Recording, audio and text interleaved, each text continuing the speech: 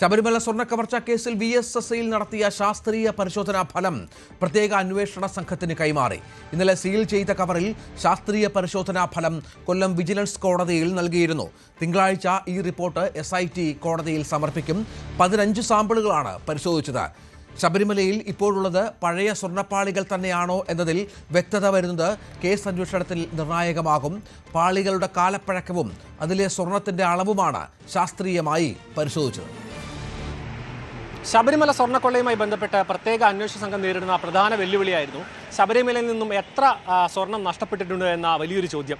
നിലവിൽ മൊഴികളുടെ അടിസ്ഥാനത്തിലും മറ്റും നിലനിൽക്കുന്ന ആരോപണങ്ങളും പ്രത്യാരോപണങ്ങളും മാത്രമാണ് പ്രത്യേക അന്വേഷണ സംഘത്തിൻ്റെ കയ്യിലുള്ള തെളിവ് എന്ന് പറയാനുള്ളത്. പക്ഷേ ശബരിമലയിൽ നിന്നുള്ള ദ്വാരപാലക ശില്പത്തിൽ നിന്നുള്ളയും കട്ടിലപ്പാളിയിൽ നിന്നും സ്വർണം എത്രത്തോളം വേർതിരിച്ചെടുത്തു, അതിൽ എത്രയൊക്കെ കൊള്ള നടത്തി എന്നൊരു ചോദ്യം ഇപ്പോഴും നിലനിൽക്കുന്നുണ്ട്.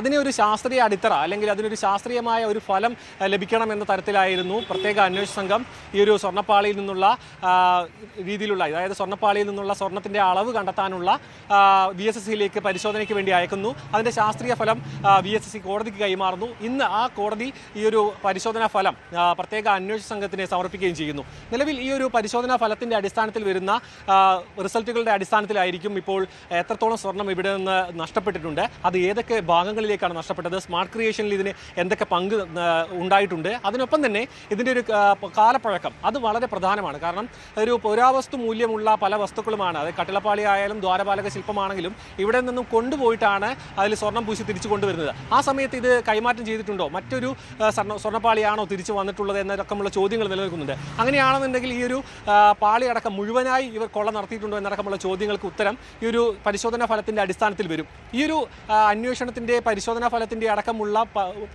അന്വേഷണ പുരോഗതി വരുന്ന തിങ്കളാഴ്ച ഹൈക്കോടതിയെ ഒരു പ്രത്യേക അന്വേഷണ സംഘം ധരിപ്പിക്കുകയും ചെയ്യും. ഇതിൻ്റെ ഭാഗമായി മറ്റ് പുരോഗമനം എന്ന് പറയുന്നത് വാജിവാഹനവുമായി ബന്ധപ്പെട്ടുള്ളതാണ്. വാജിവാഹനം കൈമാറിയതുമായി ബന്ധപ്പെട്ട കൂടുതൽ രേഖകളടക്കം കഴിഞ്ഞ ദിവസം പുറത്തേക്ക് വന്നിരുന്നു.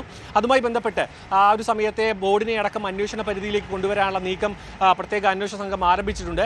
എന്തു തന്നെയായാലും കൃത്യമായി നഷ്ടപ്പെട്ട സ്വർണത്തിൻ്റെ കണക്കെടുക്കുക, അത് ഏതൊക്കെ ഭാഗങ്ങളിലേക്ക് കൈമാറിപ്പോയിട്ടുണ്ട്, ഇതിൽ അന്താരാഷ്ട്ര തട്ടിപ്പ് സംഘത്തിൻ്റെ പങ്കുണ്ടോ, ഒപ്പം സ്വർണം മാത്രമാണോ നഷ്ടപ്പെട്ടു പോയത്, ഈ കട്ടിളപ്പാളി തന്നെ മൊത്തമായി ഇവിടെ നിന്ന് മാറ്റി മറ്റൊരു പാളിയാണോ ഇവിടേക്ക് കൊണ്ടെത്തിച്ചിരിക്കുന്നത് എന്നടക്കമുള്ള ചോദ്യങ്ങൾക്ക് ഇനിയാണ് അന്വേഷണ സംഘത്തിന് ഉത്തരം ലഭിക്കുക. ഇതിൻ്റെ ഭാഗമായിട്ടുള്ള കൂടുതൽ അന്വേഷണത്തിലേക്ക് പോവുകയാണ് പ്രത്യേക അന്വേഷണ സംഘത്തിൻ്റെ തീരുമാനം. ക്യാമറമാൻ ബിബിനോടൊപ്പം സാരംഗ് സുധാകരൻ, News 18 തിരുവനന്തപുരം. കൂടുതൽ വാർത്തകൾക്ക് News 18 Keralam YouTube channel subscribe ചെയ്യുക.